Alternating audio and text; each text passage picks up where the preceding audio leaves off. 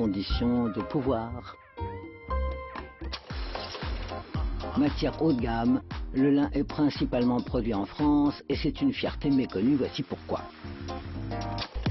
Ces champs à perte de vue sont, depuis des siècles, l'un des trésors les plus méconnus des terroirs français. Ce terroir, c'est le lin. 60% du lin mondial pousse ici. De la pousse au tissage, en passant par le taillage, le peignage et la filature, tout est maîtrisé dans l'Hexagone. Le lin a le vent en poupe et sa demande ne fait qu'accroître depuis quelques années.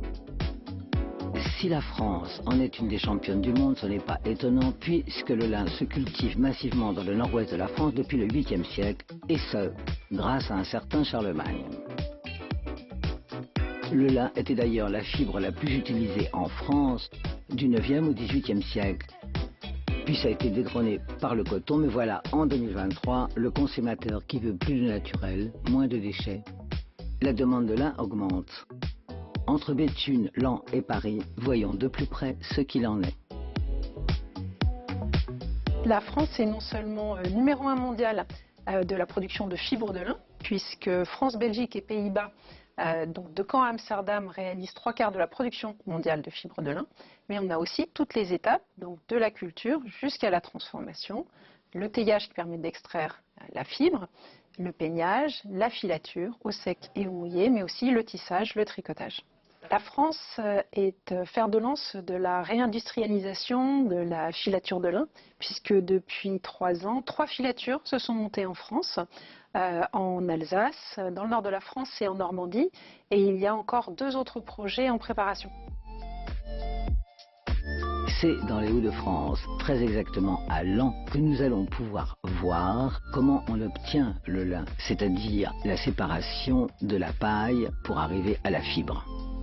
Le teillage de lin, c'est le premier maillon industriel de la filière lin, j'ai envie de dire, en fait, entre la partie production végétale dans les champs et la filature pour faire le fil de lin.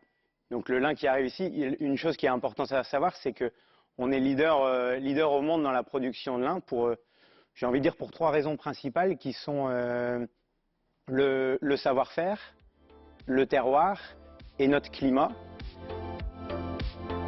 Mais voilà, cette matière est capricieuse et demande beaucoup d'attention. Le lin a la particularité, c'est qu'il peut revenir que tous les 6 ans sur un champ. Donc ça, c'est déjà un frein au développement massif de la culture parce qu'on est limité à cette rotation de 6 ans.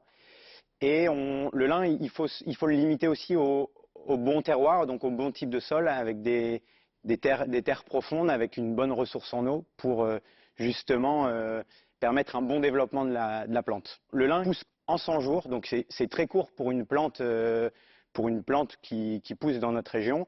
Et donc il n'a pas le droit aux petits aléas climatiques et pour avoir une pousse régulière.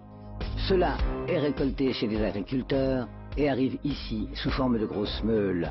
On les place sur cette machine qui va avoir pour rôle de séparer la paille de lin de sa fibre qui est cachée en son cœur. À la fin de ce processus, on obtient de la fibre de lin prête à être filée d'un côté ou à être utilisée ailleurs. Donc la particularité du lin et ce qu'on aime bien, c'est qu'on dit que c'est une plante 0 déchet, que vraiment tout s'utilise. Donc de la fibre longue qui va partir plutôt dans le textile, à la fibre courte que vous voyez là derrière qui, pour les meilleures qualités, part également dans le textile ou alors en papeterie pour les moins bonnes.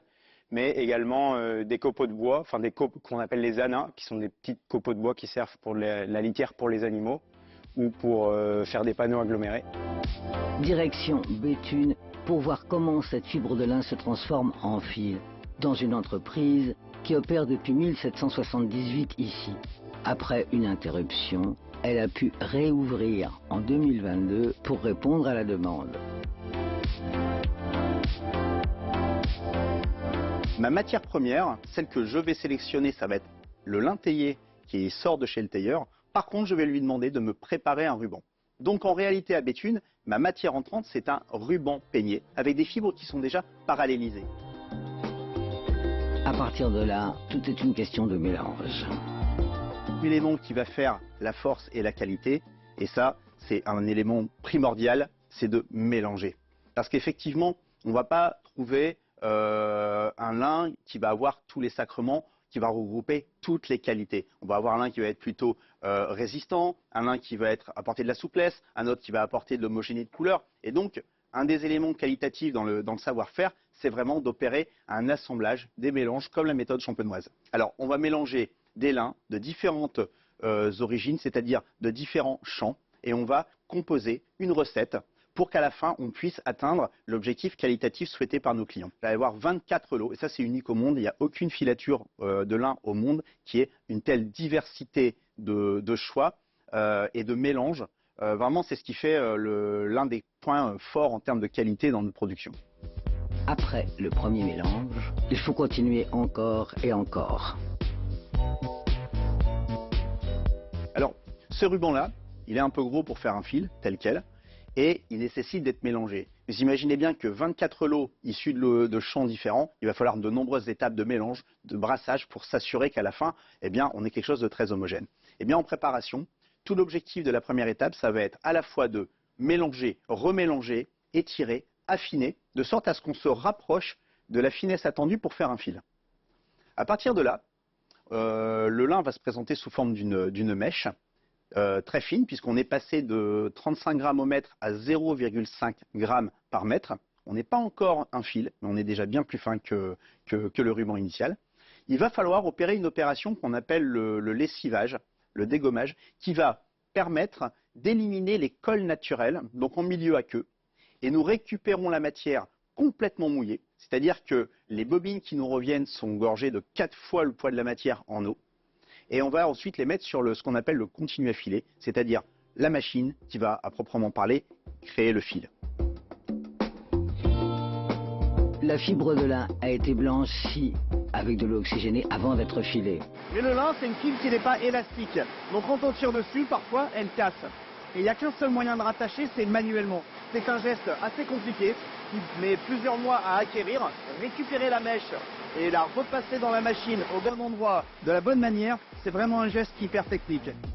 On finit par une dernière étape qui consiste à obtenir des bobines plus grosses. Le lin sera prêt à aller chez les tisseurs. La filature, une étape qui peut prendre jusqu'à 3 semaines puisqu'il ne faut pas être brutal avec le lin et qu'il faut maintenir un taux d'humidité tout au long du processus. Il peut être utilisé dans le secteur de la mode, mais pas que. 10%, ce sont des usages techniques, des nouvelles applications, par exemple dans les textiles à usage technique et composite à haute performance. Dans les domaines techniques, les qualités qui sont les plus recherchées pour les fibres de lin, c'est sa légèreté notamment, c'est sa rigidité qui permet dans des composites d'obtenir des produits où le lin va venir comme renfort et donc créer des produits comme par exemple on peut citer des casques dont la solidité est à toute épreuve. Et puis également l'absorption des vibrations, ça c'est très intéressant dans le sport, pour des skis par exemple, des planches de surf, ou aussi bien l'absorption au niveau acoustique. C'est une matière qui se porte aussi bien qu'elle se mange et qui nous protège, isole aussi bien qu'elle nous habille. Merci le lin. Le noir